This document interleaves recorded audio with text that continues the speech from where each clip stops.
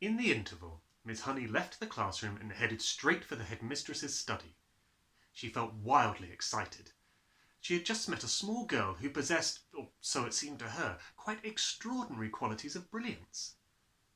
There had not been time yet to find out exactly how brilliant the child was, but Miss Honey had learned enough to realise that something had to be done about it as soon as possible. It would be ridiculous to leave a child like that in the bottom form. Normally, Miss Honey was terrified of the headmistress and kept well away from her. But at this moment she felt ready to take on anybody. She knocked on the door of the dreaded private study. "Enter!" boomed the deep and dangerous voice of Miss Trunchbull. Miss Honey went in. Now, most head teachers are chosen because they possess a number of fine qualities. They understand children, and they have the children's best interests at heart. They're sympathetic. They're fair, and they are deeply interested in education. Miss Trunchbull possessed none of these qualities, and how she ever got her present job was a mystery. She was above all a most formidable female. She had once been a famous athlete, and even now the muscles were still clearly in evidence.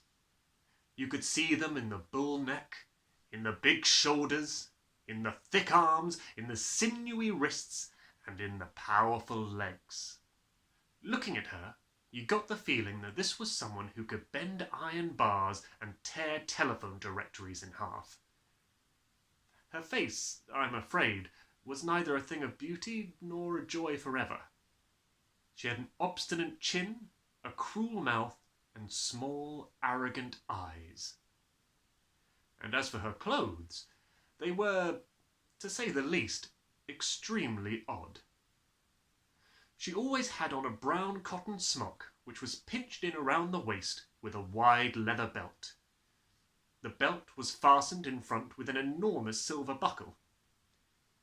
The massive thighs, which emerged from out of the smock, were encased in a pair of extraordinary breeches, bottle green in colour and made of coarse twill. These breeches reached to just below the knees, and from there on down she sported green stockings with turn-up tops, which displayed her calf muscles to perfection.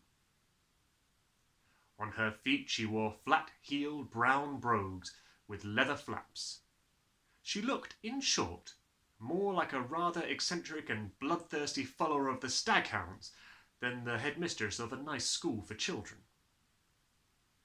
When Miss Honey entered the study, Miss Trunchbull was standing beside her huge desk, with a look of scowling impatience on her face. "Yes, Miss Honey," she said. "What is it you want? You look very flushed and flustered this morning. What's the matter with you? Have those little stinkers been flicking spitballs at you?" "No, headmistress, nothing like that." "Well, what is it then? Get on with it, I'm busy, woman." As she spoke, she reached out and poured herself a glass of water from a jug that was always on her desk. "There's a little girl in my class called Matilda Wormwood," Miss Honey began. "That's the daughter of the man who owns Wormwood Motors in the village," Miss Trunchbull barked. She hardly ever spoke in a normal voice. She either barked or shouted. "An excellent person, Wormwood," she went on. "I was in there only yesterday. He sold me a car. Almost new, only done 10,000 miles. Previous owner was an old lady who took it out once a year at the most. A terrific bargain. Yes, I liked Wormwood. A real pillar of our society. He told me the daughter was a bad lot, though. He said to watch her. He said if anything bad ever happened in the school, it was certain to be his daughter who did it. I haven't met the little brat yet, but you'll know about it when I do. Her father said she's a real wart." "Oh, no, headmistress, that can't be right," Miss Honey cried. Oh, yes, Miss Honey, it darn well is right. In fact, now I come to think of it, I'll bet it was she who put the stink bomb under my desk here first thing this morning. This place stank like a sewer. Of course it was her. I shall have her for that. You see if I don't. What'd she look like? Nasty little worm, I'll be bound.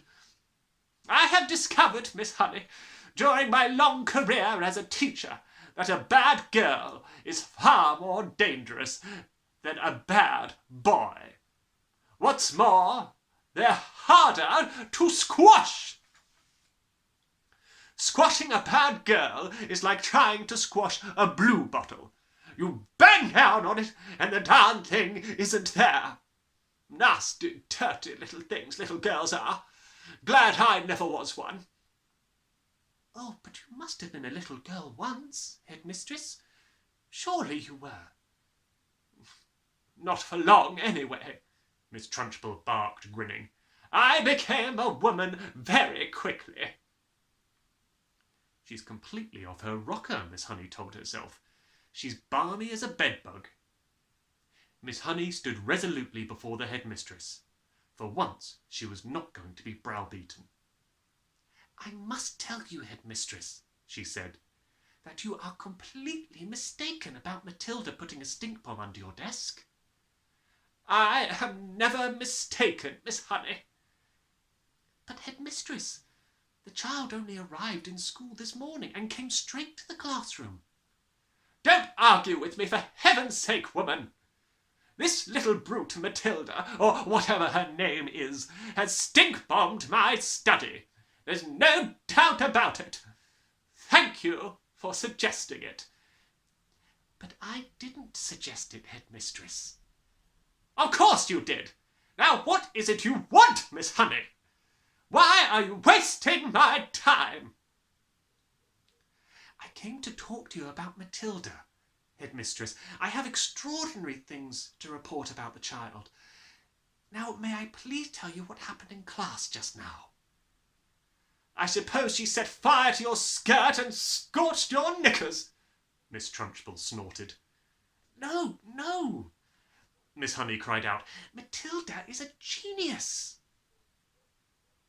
At the mention of this word, Miss Trunchbull's face turned purple, and her whole body seemed to swell up like a bullfrog's. A genius! She shouted. What piffle is this you're talking, madam? You must be out of your mind. I have her father's word for it that the child is a gangster. Her father is wrong, headmistress. Don't be a twerp, Miss Honey. You have met the little beast for only half an hour, and her father has known her all her life. But Miss Honey was determined to have her say, and she now began to describe some of the amazing things Matilda had done with arithmetic. So she's learnt her few times table by heart, has she? Miss Trunchbull barked. My dear woman, that doesn't make her a genius. It makes her a parrot. But, headmistress, she can read. So can I, Miss Trunchbull snapped. It's my opinion, Miss Honey said, that Matilda should be taken out of my form and placed immediately in the top form with the 11-year-olds. Ha! Snorted Trunchbull. So you want to get rid of her, do you? So you can't handle her. So now you want to unload her onto the wretched Miss Plimsoll in the top form, where she will cause even more chaos. No, no, cried Miss Honey. That's not my reason at all. Oh, yes it is, shouted Miss Trunchbull. I can see right through your little plot, madam. And my answer is no. Matilda stays where she is, and it is up to you to see that she behaves herself. But, headmistress, please. Not another word, shouted Miss Trunchbull. And in any case, I have a rule in this school that all children remain in their own age groups, regardless of ability. Great Scott, I'm not having a little 5-year-old brigand sitting with the senior girls and boys in the top form. Who ever heard of such a thing? Miss Honey stood there helpless before this great red-necked giant. There was a lot more she would like to have said, but she knew it was useless. She said softly, "Very well, then. It's up to you, headmistress." "You're darn right it's up to me," Miss Trunchbull bellowed. "And don't forget, madam, that we are dealing here with a little viper who put a stink bomb under my desk." "She did not do that, headmistress." "Of course she did it," Miss Trunchbull boomed. "And I'll tell you what. I wish to heavens I was still allowed to use the birch and belt as I did in the good old days. I'd have roasted Matilda's bottom for her so she couldn't sit down for a month."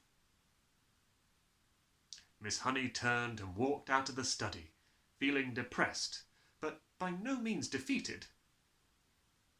"I'm going to do something about this child," she told herself. "I don't know what it will be, but I shall find a way to help her in the end." And that is the end of chapter 8. Bye.